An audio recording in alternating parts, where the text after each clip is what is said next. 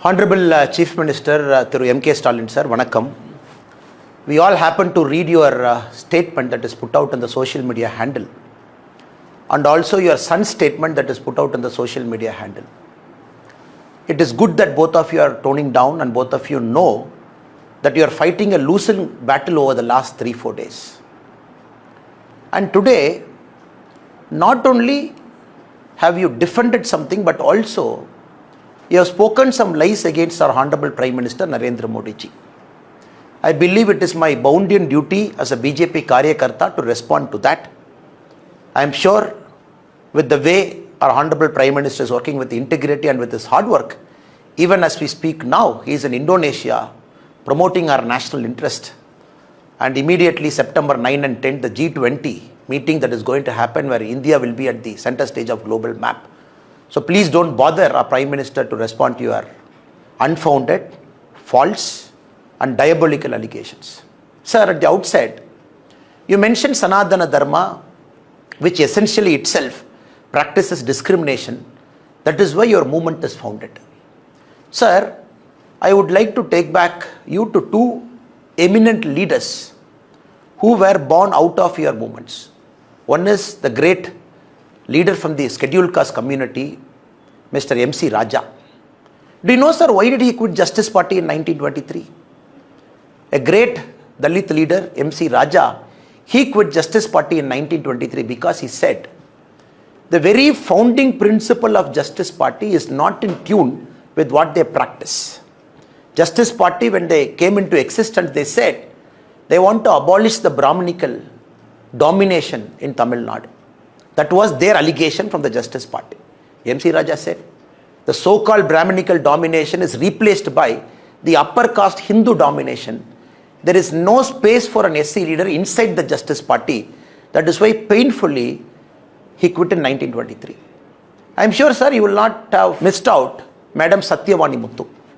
She was the first Dalit woman minister from Tamil Nadu. 1974, right inside the Tamil Nadu Assembly, as a member of your father's cabinet, she leveled serious allegations against Mr. Karunanidhi inside the assembly, stating that Mr. Karunanidhi is against the interest of Dalit community and SC community. The funds are not being given. So she has got certain misgivings. And inside the assembly, in the Indian history, we never seen a minister complaining against her own chief minister. What is the price Madam Satyavani Muthu got? She was dismissed from the ministry and later she was removed from the party also. These are some of the instances where I can give you in the early part of your movement how Dalit leaders were treated right inside your party. When you say that you are here to abolish certain ills of Sanatana Dharma and to promote equality, it is like Satan talking about Vedas to the God. So please don't get into that territory, sir. That is my humble submission to you. Also, sir, you mentioned that DMK as a party is very progressive. Anyone who's looking at your cabinet, current cabinet now, out of 35 ministers, 3 ministers are from the SC community. 2 women ministers. Do you call this as progressive? Less than 10%. And all the brothers and sisters who have come from the SC community, you have given some minor portfolios to them, insignificant portfolios. Look at our Honorable Prime Minister Narendra Modi ji's current cabinet. I am just doing a basic comparison. Out of the 79 ministers, 20 ministers are from the SC/ST community, 11 ministers are women, 5 ministers are from the minority community. I am sure, sir, you will clearly understand that you really don't practice what you preach. Even if I take Uttar Pradesh, out of 52 ministers, 9 ministers are from the SC/ST community. So you don't give them political rights, you don't give them political powers, then what are you talking about improving the standards of the oppressed community? Again, I would like to bring certain things for your recall, sir. In Tirunelveli, when the Manjolai tea workers protested, when they were brutally killed because of the police action, when they jumped into the Tamarabarani river, close to 17 people got killed, including a month-old child. When the action was sought against the police officer, what did your father, Kalaignar Karunanidhi, say? He said, no, if I take action against some police officers, their community will feel offended. So I am not going to take action. So DMK as a party is run on caste lines. DMK as a party is meant to promote caste in Tamil Nadu. That is why, more than any other part of India, Tamil Nadu sees the highest number of caste violence. Tamil Nadu sees the highest number of caste conflict. Tamil Nadu has got the highest number of caste fault lines, including, the latest research says, the prevalence of two-tumbler system is one of the highest in Tamil Nadu. That is why we had a shameful spectacle last year when during the Independence Day, under your regime, many Panchayat leaders belonging to SC community were not allowed to host their flag. And we raised a big agitation and demonstration for that. So what are you talking, sir? Sanatana Dharma by its very nature is timeless. It doesn't have an origin, doesn't have an end. Sanatana Dharma predates any religion. Sanatana Dharma, as a dharma, it believes a human being is a god. It also not only human beings, it looks at all the living beings. By its very nature, it treats everybody equally. Of course, there are humans inside every religion. Some of the discriminative practices are brought out by humans. When one human brings out a discriminative practice within a Sanatana Dharma, the other human beings, great saints and reformers, they come within the Sanatana Dharma, they give a voice against the discrimination and try and abolish it. That is why we have Swami Sakajananda. That is why we have Dayanand Saraswati. That is why we have some of the greatest reformers within the Tamil Hindu society who are the crusaders to remove some of the ill effects brought inside the Sanatana Dharma by human beings. For that, your son wants to eradicate Sanatana Dharma itself. It clearly shows what little understanding you have about Sanatana Dharma and your son's understanding about Sanatana Dharma. This is the land of Alvars and Nayanmars, not about Alvars and Nayanmars per se. Out of the 63 Nayanmars, 17 Nayanmars are Brahmins. What about the rest of the community? Many Nayanmars come from the oppressed community. We worship them as saints. This is the spiritual land. Out of Alvars, 3 Alvars are Brahmins. Where are the rest of the Alvars come from? They come from oppressed community. So what are you talking about? This is a god where a person who is belonging to the oppressed community is treated as a god. We worship them.